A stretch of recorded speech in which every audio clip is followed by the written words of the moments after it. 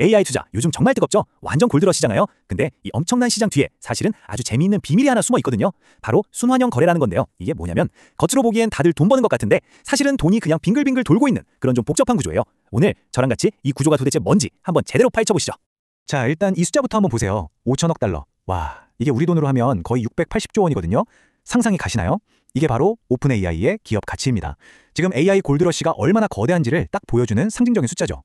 근데 좀 이상하지 않아요? 오픈 AI가 아직 뭐 확실하게 돈을 버는 모델이 있는 것도 아닌데 도대체 이 어마어마한 돈은 어디서 와서 또 어디로 흘러 들어가는 걸까요? 오늘 우리가 파헤쳐볼 이야기는 바로 이 질문, 여기서부터 시작합니다.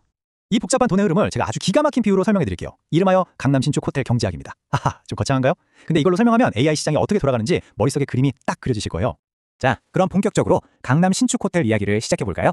AI 시장의 굵직굵직한 회사들이 이 이야기에서 어떤 역할을 맡고 있는지 지금부터 하나씩 캐릭터를 소개해 드릴게요. 첫 번째 등장인물은 바로 엔비디아입니다. 우리 호텔 이야기에서는 최고급 이탈리아산 대리석 같은 아주 비싼 인테리어 자재, 그러니까 GPU를 독점 공급하는 업체라고 생각하시면 돼요. 근데 여기서 진짜 재미있는 게 뭐냐면요, 이 자재 업체가 호텔을 짓는 개발사한테 엄청난 돈을 투자를 한다는 거예요. 좀 이상하죠? 쉽게 말해서 내 물건 사가세요 하면서 고객 주머니에 돈을 찔러주는 거나 마찬가지인 거죠. 그리고 그 돈을 받아서 호텔을 짓는 주인공, 바로 오픈 AI입니다. 우리 이야기에서는 여기 호텔 지으면 대박 난다고 미래 비전을 파는 그런 신축 호텔 개발사인 거죠.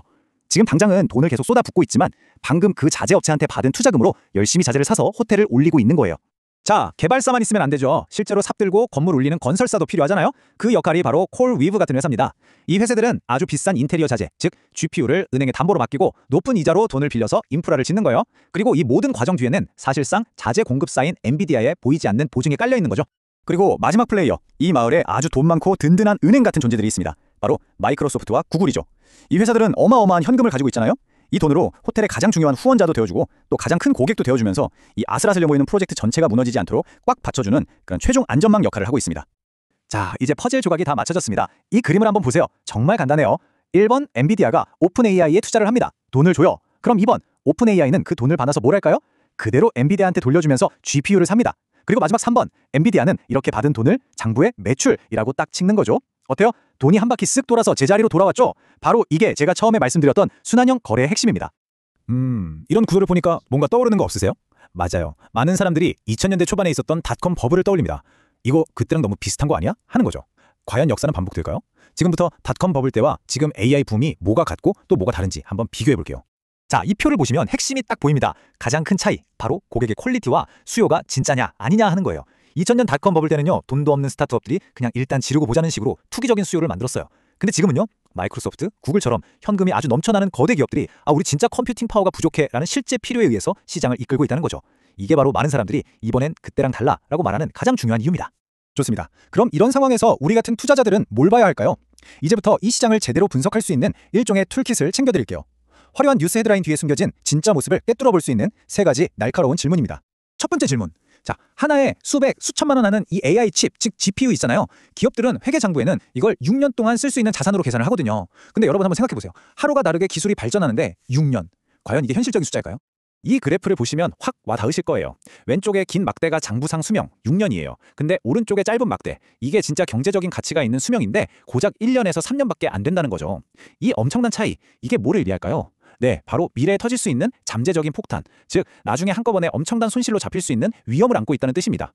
두 번째 질문은 더 근본적인 문제입니다. 바로 이 회사의 성장은 진짜인가 하는 거죠.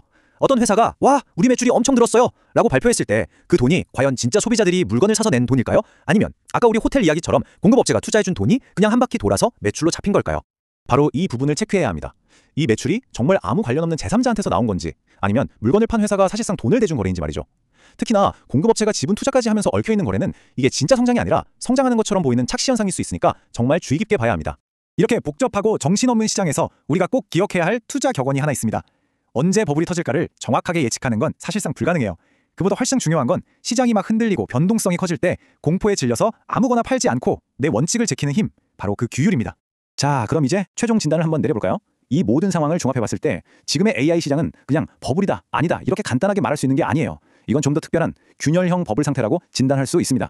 균열형 버블? 그게 뭐냐고요? 자, 2000년 닷컴 버블처럼 수요 자체가 완전히 허상인 건 아니라는 거예요. AI에 대한 수요는 분명 진짜가 맞아요. 하지만 이 돈이 돌아가는 금융 구조에 투기적인 면이 너무 많다는 거죠. 그래서 버블이 터지더라도 시장 전체가 한꺼번에 와르르 무너지는 게 아니라 마치 댐에 균열이 가듯이 가장 약한 부분부터 툭툭 터져나오는 그런 형태의 버블을 말하는 겁니다.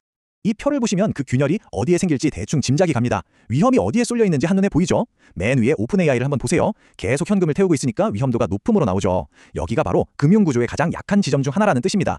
반면에 맨 아래 엔비디아는 워낙 돈을 잘 버니까 재무적으로는 탄탄해서 위험도가 낮음이지만 자기가 투자한 회사들이 흔들리면 간접적으로 위험에 노출될 수는 있겠죠? 그래서 우리가 던져야 할 마지막 질문은 바로 이겁니다. 이렇게 복잡하게 얽히고 설킨 AI 생태계라는 거대한 체인 속에서 과연 어디가 가장 약한 고리가 되어서 가장 먼저 툭 하고 끊어지게 될까요? 오늘 이야기가 이 거대한 시장의 흐름을 읽는데 조금이나마 도움이 되셨으면 좋겠습니다.